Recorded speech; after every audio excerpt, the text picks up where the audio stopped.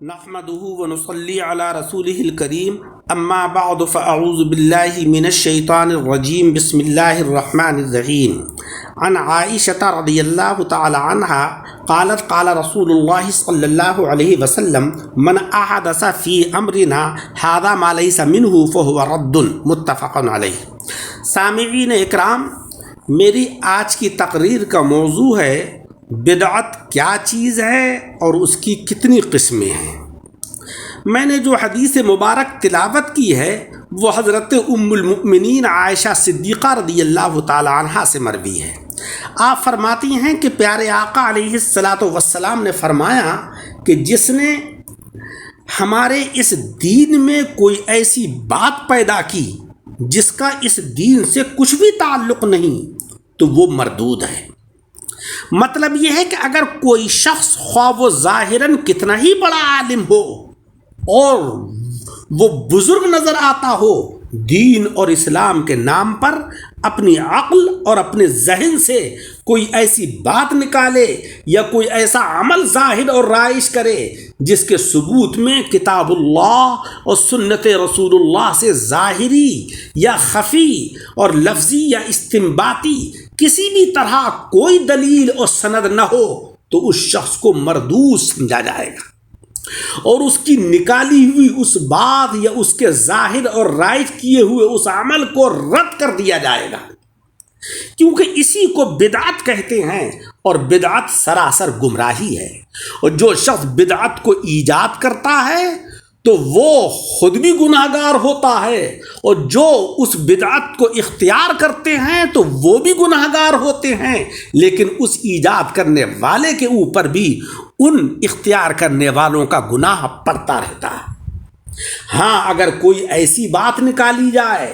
یا کوئی ایسا عمل جو ظاہر اور رائج کیا جائے جو کتاب اللہ اور سنت رسول اللہ صلی اللہ علیہ وسلم کے کسی حکم اور منشا کے خلاف نہ واقع ہو، ان سے نہ ٹکرائے اور اس سے کسی دینی تقاضے اور مصلحت کی نفی نہ ہوتی ہو تو اس پر بدعت کا اطلاق نہیں ہوگا اور نہ اس کو برا کہا جائے گا، جیسا کہ حدیث کے الفاظ ما لیس منہ سے اشارہ ملتا ہے۔ دوسری حدیث ہے وعن جابر قال قال رسول اللہ صلی اللہ علیہ وسلم اما بعد فإن خیر الحدیث کتاب اللہ وخیر الہدی ہدی محمد وشر الامور محدثاتها وکل بدعۃ ضلالہ۔ اس حدیث کو امام مسلم نے روایت کیا ہے اور حضرت جابر رضی اللہ تعالی عنہ سے مروی ہے۔ آپ فرماتے ہیں کہ ایک روز پیارے آقا صلی اللہ علیہ وسلم نے ہم کو خطبہ دیا اور اس میں حمد و ثنا کے بعد فرمایا کہ سب سے بہترین کلام اللہ کا کلام یعنی قرآن عظیم ہے، اور سب سے بہترین راستہ محمد صلی اللہ علیہ وسلم کا راستہ ہے، اور سب سے بری چیز وہ باتیں ہیں جو دین کے اندر نئی نکالی گئی ہوں کہ جس کو بدعت کہتے ہیں، اور یہ بات یاد رکھو کہ ہر بدعت گمراہی کا سر چشمہ ہے۔ عزیزوں، بدعت ہر اس چیز کا نام ہے کہ جس کا وجود آقا علیہ الصلاۃ والسلام کے ظاہری زمانے میں نہیں رہا ہو بلکہ آپ کے بعد وہ چیز پیدا ہوئی ہو۔ اس طرح کی چیزوں میں سے جو باتیں کتاب اللہ کے خلاف نہ ہوں اور سنت کے اصول اور قواعد کے موافق ہوں ان کو تو بدعت حسنہ کہیں گے، ان کو کرنے میں کوئی حرج نہیں بلکہ اجر و ثواب ہے۔ اور جو باتیں کتاب و سنت کے خلاف واقع ہوں اور ان کے اصول اور قواعد سے باہر جاتی ہوں، قرآن اور احادیث مبارکہ سے ٹکراتی ہوں، ان کو بدعت سیئہ کہتے ہیں۔ اسی طرح بدعت کی مذمت اور برائی احادیث میں آئی ہے، اور اس حدیث میں جو یہ فرمایا گیا کہ کل بدعت ضلالہ، ہر بدعت گمراہی ہے، ہر نیا کام گمراہی کا سر چشمہ ہے، تو اس سے بدعت سیئہ مراد ہے،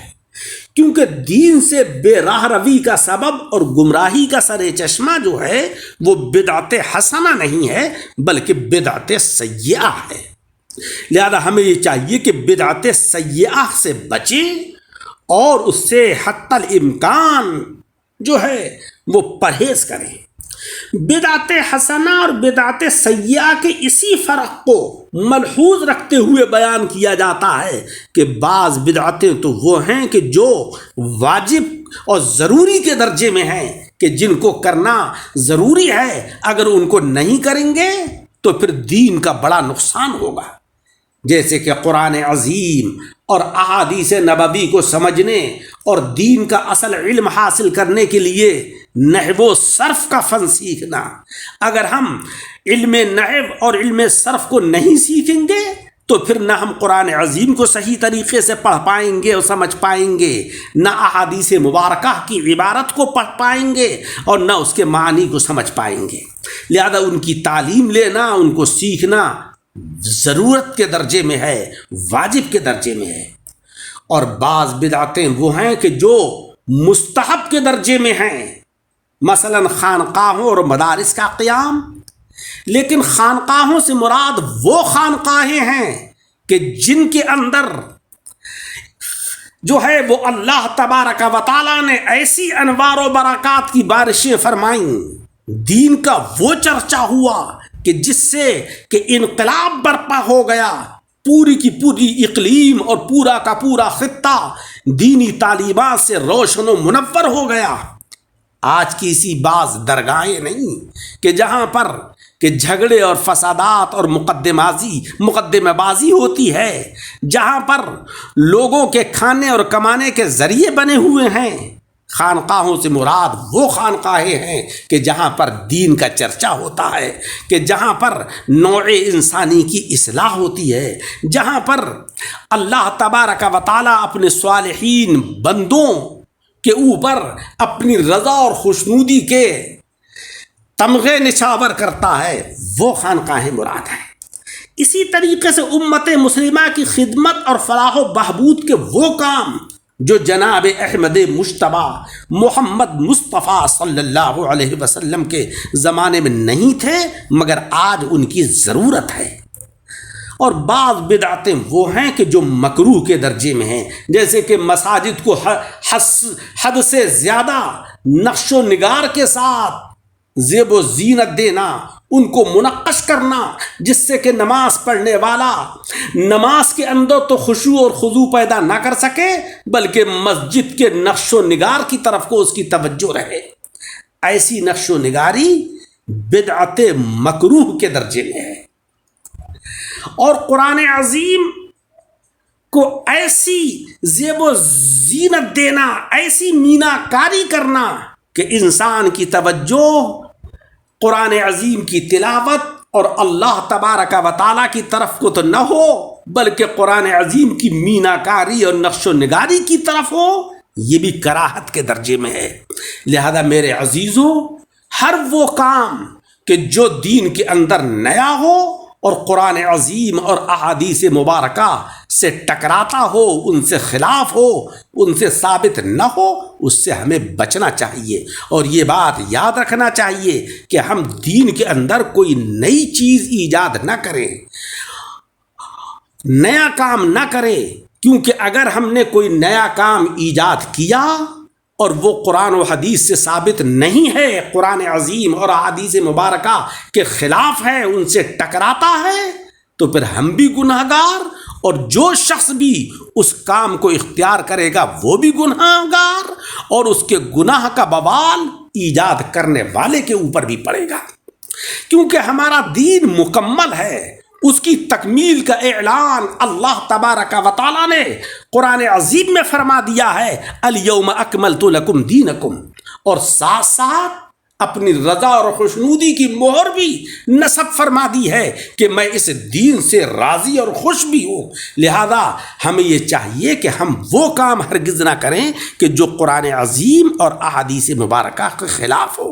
اللہ تبارک و تعالی عمل کی توفیق عطا فرمائے۔ دینی معلومات کو حاصل کرنے کے لیے ہمارے یوٹیوب چینل دعوت حق درس قرآن اور درس حدیث کو لائک اور سبسکرائب کریں۔